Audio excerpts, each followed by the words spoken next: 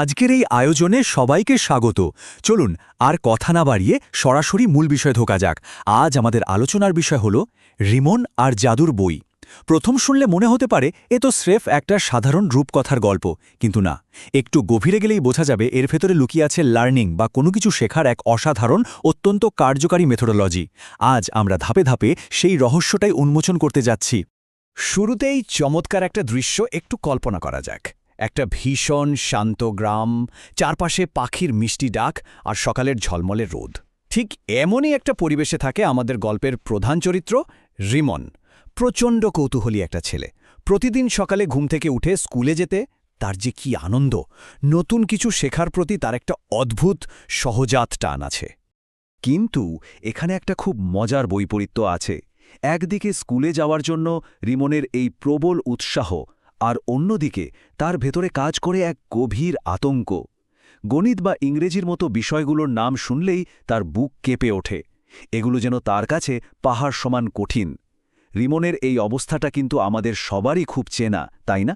জীবনের কোনো না কোনো পর্যায়ে আমরা সবাই এমন কোনো না কোনো কঠিন কাজের মুখোমুখি হই, যা দেখে ভেতরে ভেতরে ঠিক এভাবেই ভয় পেয়ে পিছিয়ে যেতে ইচ্ছে করে। প্রথম পর্ব, রিমনের প্রতিদিনের সমস্যা।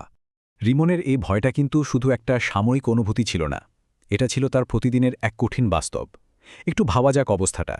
ক্লাসের পড়া ঠিকমতো বুঝতে না পারার কারণে প্রতিদিন তাকে এক অদ্ভুত মানসিক চাপের ভেতর দিয়ে যেতে হতো।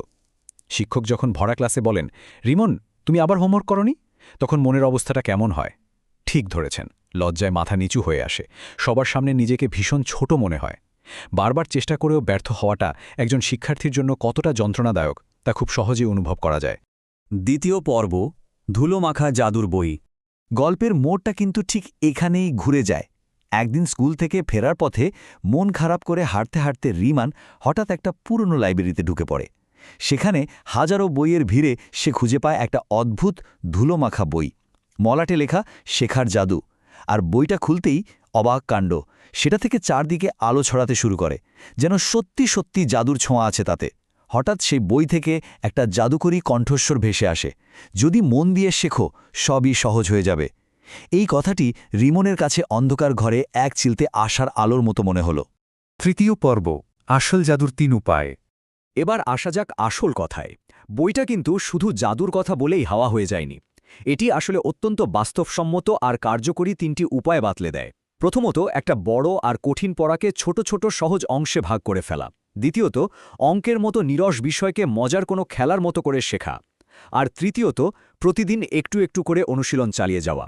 আসলে এখানে কোনো জাদুমন্ত্র ছিল না, ছিল একটা নিখুঁত মেথড।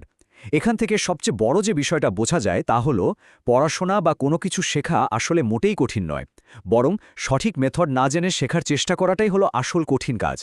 চতুর্থ পর্ব, সাফল্যের আসল রহস্য। এই ৩টি দারুণ আর সহজ ধাপ ধারাবাহিকভাবে কাজে লাগানোর পর রিমনের জীবনে যেন সত্যিই একটা ম্যাজিক ঘটে যায়। পুরো দৃশ্যপট পাল্টে গেল। এখন রিমন কারোর সাহায্য ছাড়াই নিজের হোমওয়ার্ক নিজে করে ফেলতে পারে। ক্লাসের শিক্ষকের যে কোনো প্রশ্নের উত্তর সে দেয় একদম আত্মবিশ্বাসের সাথে।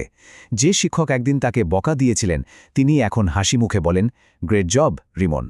রিমনের এই অভাবনীয় পরিবর্তন দেখে ক্লাসের বন্ধুরাও তো রীতিমতো এই ইতিবাচক পরিবেশ রিমনকে আরও আত্মবিশ্বাসী করে তোলে, আর সে পরীক্ষায় তাক লাগানো নম্বর পেয়ে যায়। পরীক্ষায় এমন অভাবনীয় সাফল্যের পর আনন্দে আত্মহারা হয়ে রিমন ছুটে যায় সেই পুরনো লাইব্রেরিতে। উদ্দেশ্য সেই জাদুর বইটাকে একটা বড় ধন্যবাদ দেয়া। কিন্তু সেখানে গিয়ে সে এক বিশাল রহস্যের মুখোমুখি হয়। বইটা সেখানে নেই। চারদিক তন্ন তন্ন করে খুঁজেও কোনো লাভ হলো না। তখন মনে একটাই প্রশ্ন, বইটা কোথায় গেল? জাদুর বইটি যেন স্রেফ বাতাসে মিলিয়ে গেছে। আর ঠিক এখানেই লুকে আছে এই গল্পের সবচেয়ে শক্তিশালী বার্তাটি। রিমন বুঝতে পারে আসলে ওই বইটার নিজস্ব কোনো জাদুকরী ক্ষমতা ছিল না, যা তার পড়াগুলো মুখস্থ করে দিয়েছে। আসল জাদুটা ছিল রিমনের নিজের ভেতরেই। তার নিজের একাগ্র চেষ্টা, প্রতিদিনের রুটিনমাফিক পরিশ্রম আর সঠিক পদ্ধতির প্রয়োগ, এগুলোই ছিল সেই আসল জাদু। গল্পের মূল নির্যাসটাই হল, পরিশ্রম আর সঠিক মেথড মিলে গেলে যে কারোর পক্ষেই সফল হওয়া সম্ভব। আমরা আজকের এই আয়োজনের একেবারে শেষ প্রান্তে চলে এসেছি। রিমনের এই গল্প আমাদের মনে করিয়ে দেয় যে এই জাদুকরী ক্ষমতাটা আমাদের সবার ভেতরেই সুপ্ত আছে, যা যে কোনো সময় কাজে লাগানো সম্ভব। তাহলে রিমনের শেখানো এই সঠিক মেথড আর ধারাবাহিক পরিশ্রমের কৌশলটি কাজে লাগিয়ে সামনে কোনো কঠিন বিষয় বা বাধাকে জয় করা যেতে পারে। প্রশ্নটা রইল সবার জন্য, বিষয়টি সত্যি ভেবে দেখার মতো।